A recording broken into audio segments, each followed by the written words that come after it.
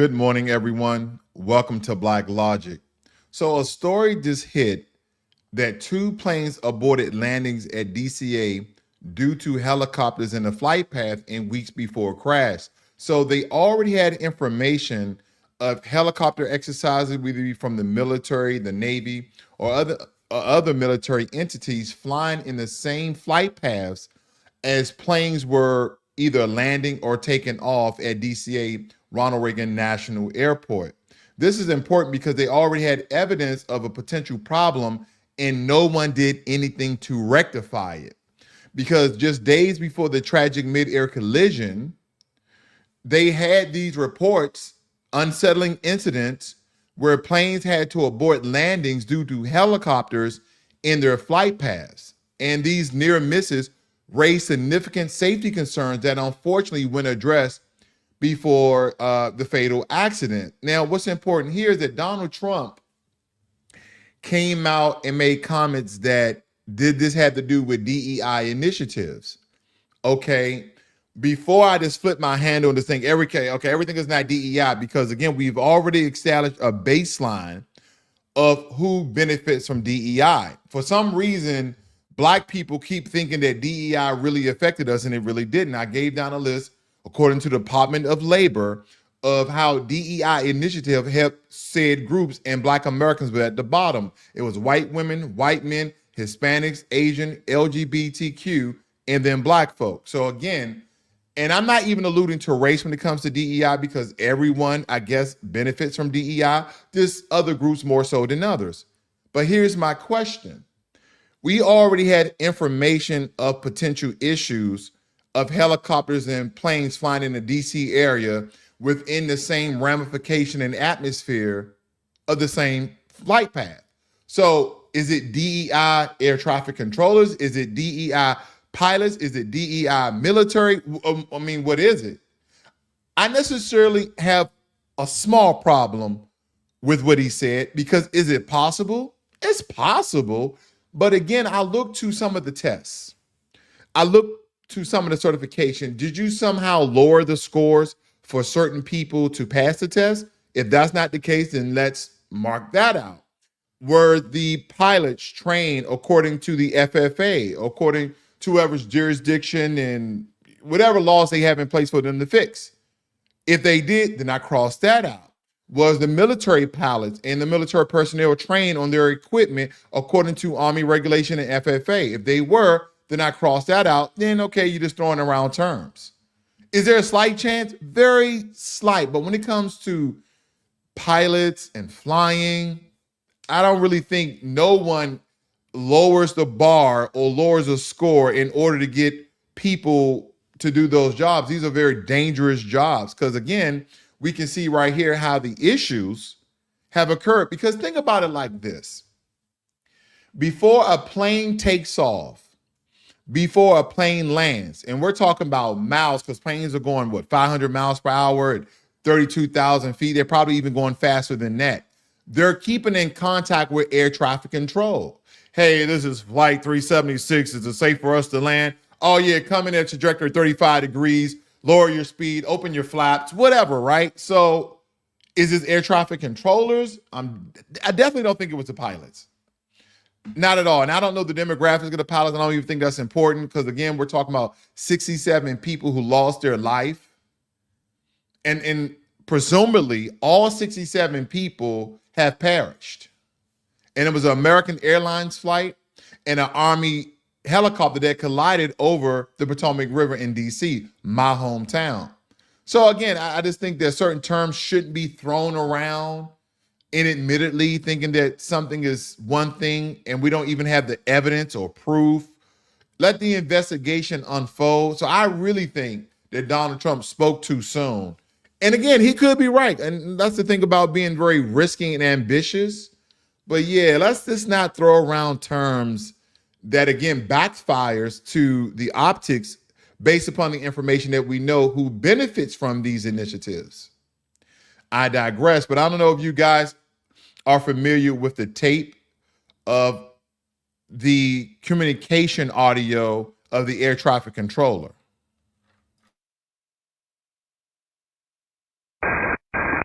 Pass 25, get the CRJ in flight. Pass 25, pass behind the CRJ. Tower, did you see that? 472. American 3130, go around, turn left end 250, climb maintain 3000. Okay, left heading 350, 3000, American 3130.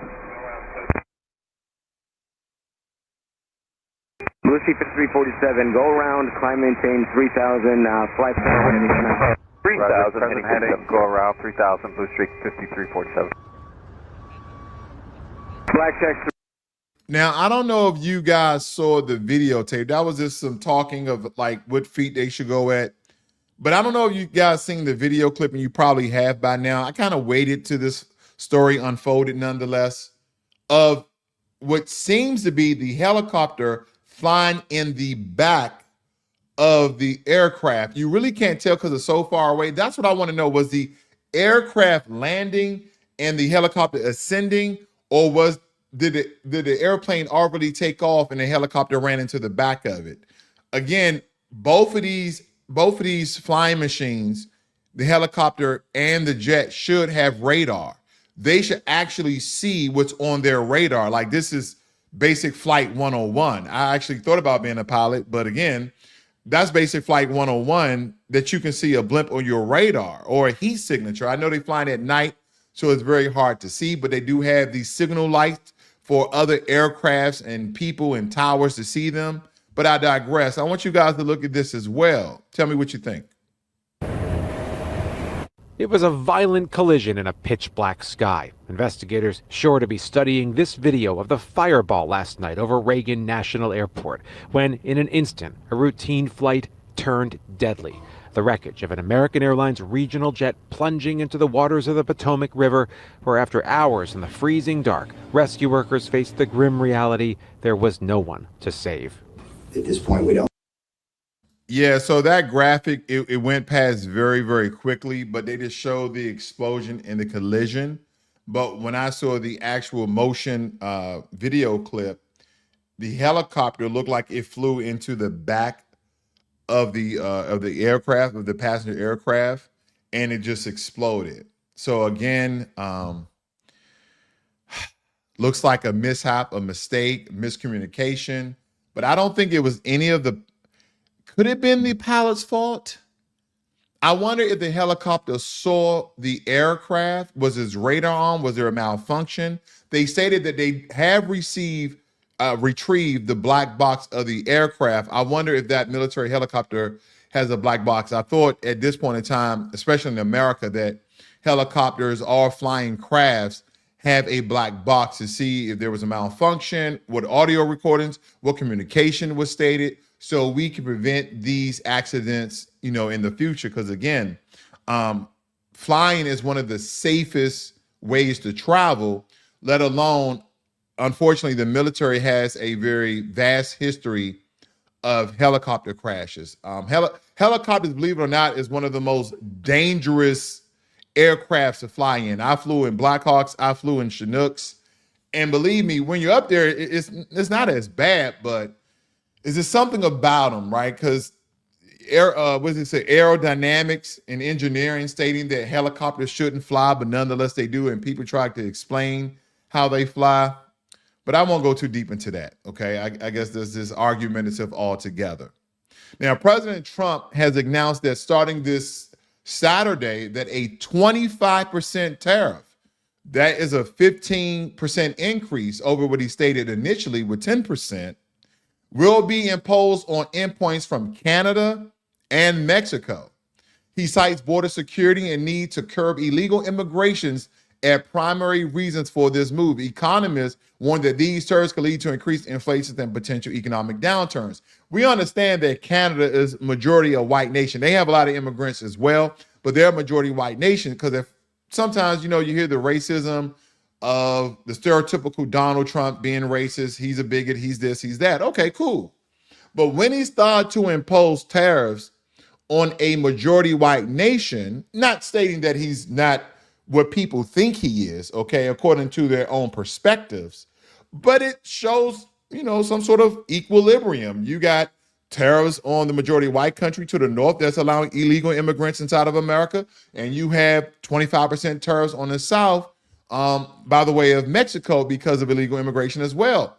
Look like fair and balanced to me.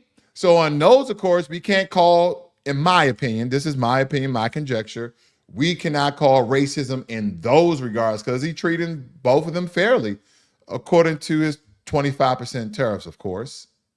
And while the administration argues that the new tariffs will bolster the U.S. economy, a lot of economists disagree. They're like, we need to proceed with caution with such measures could result in a higher consumer prices, like things in America, because of the exports from Mexico and the exports from Canada.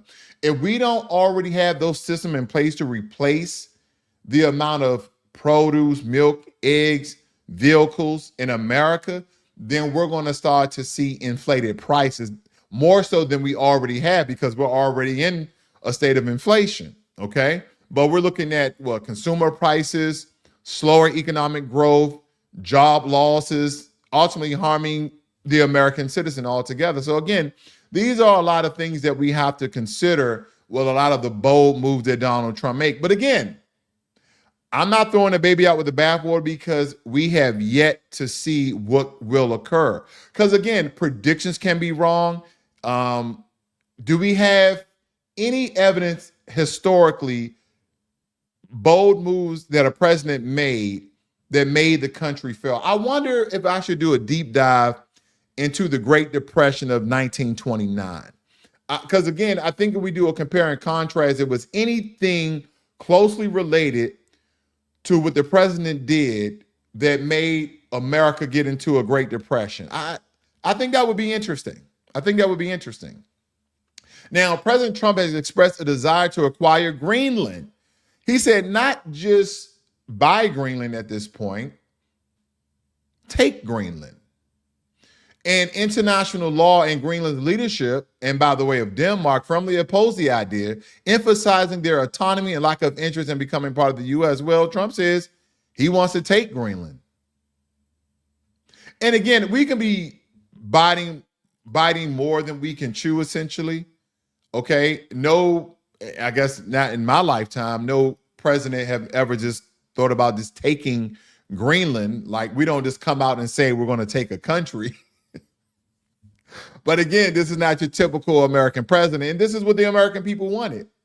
Okay, again, you have to take the good and the bad. Are there some good things I believe he's doing? Yes. Are there some bad things I think he's doing? Yes. And some things should not be on the international stage. At one point in time, Donald Trump was about national security, about keeping his lips closed, about moves that can lead to military conflict. And tough talk like this, we don't know how the Greenlanders are taking this. We don't know how the Danish people of Denmark are taking this.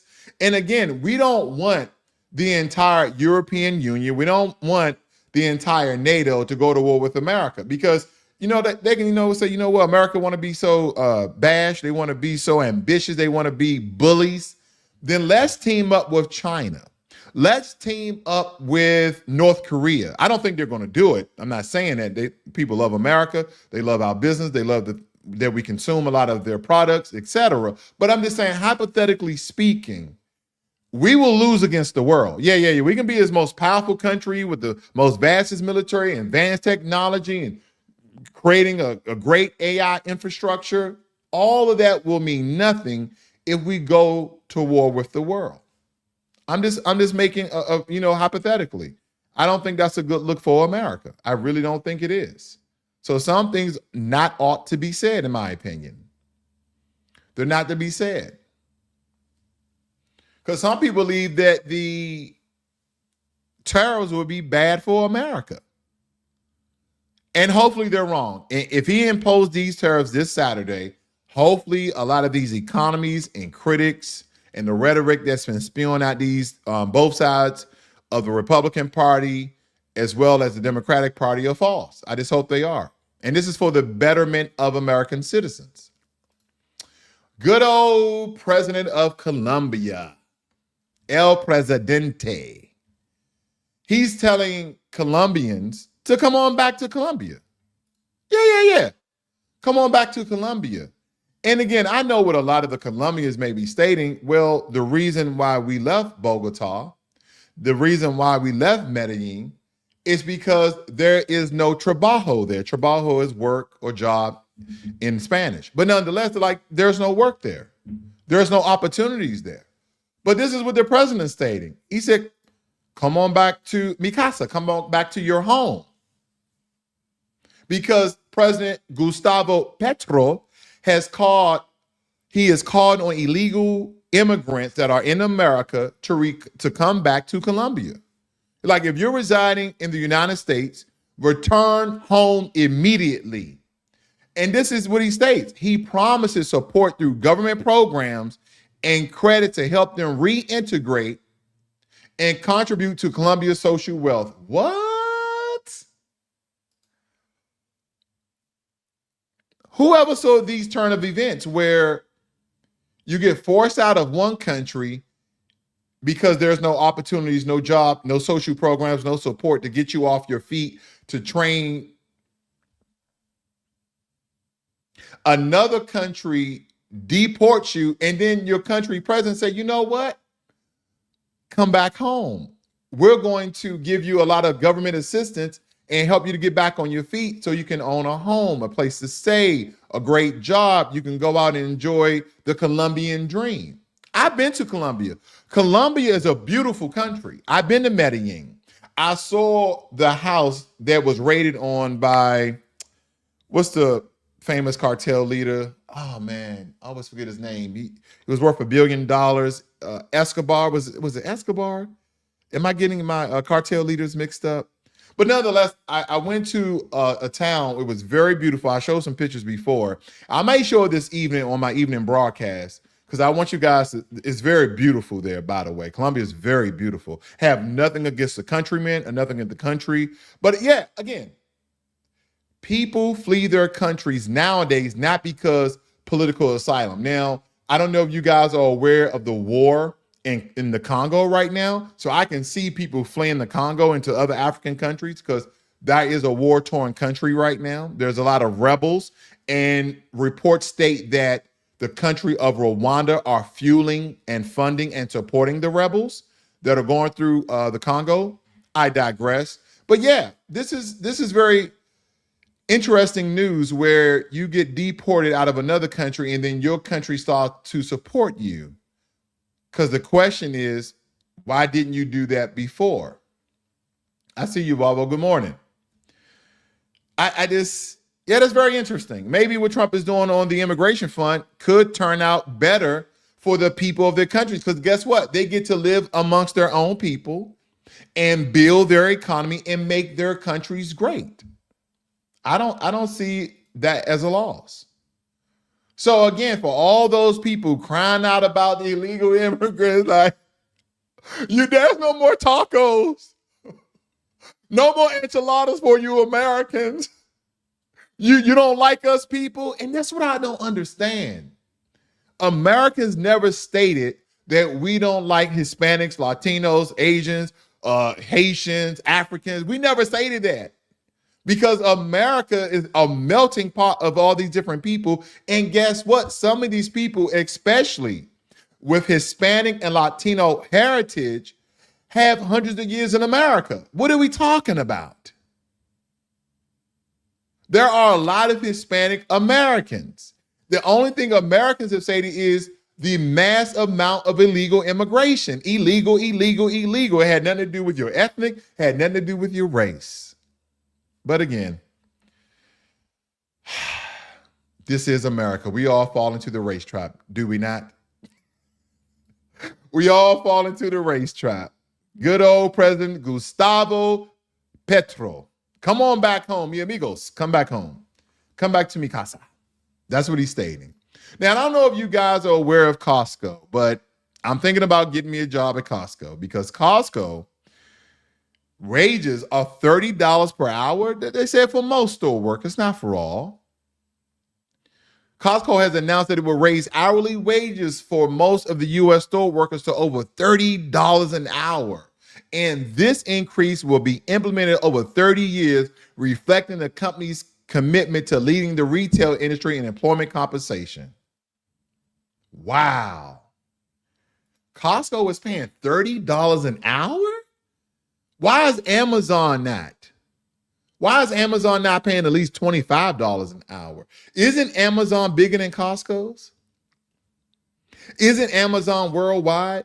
Doesn't Amazon have another headquarters in India? At least for Americans, because again, the cost of living is more expensive in America than it is in India. So I would definitely be protesting virtually about raising at least Amazon wage to $25. But majority of the workers, I have to let my son know this. Hopefully you're going to let your children, your friends, even yourself. A lot of you probably, as soon as you saw it, you're like, let me get on Costco and apply for this job. $30 an hour? I think there's one, 5 miles away. I can get on a bike. I can get a skateboard. I can get me an electric scooter. And again, you can, I just wanted to give you some interesting news, but nonetheless, Volvo states they have always paid well. I'm not sure why they are fighting to unionize.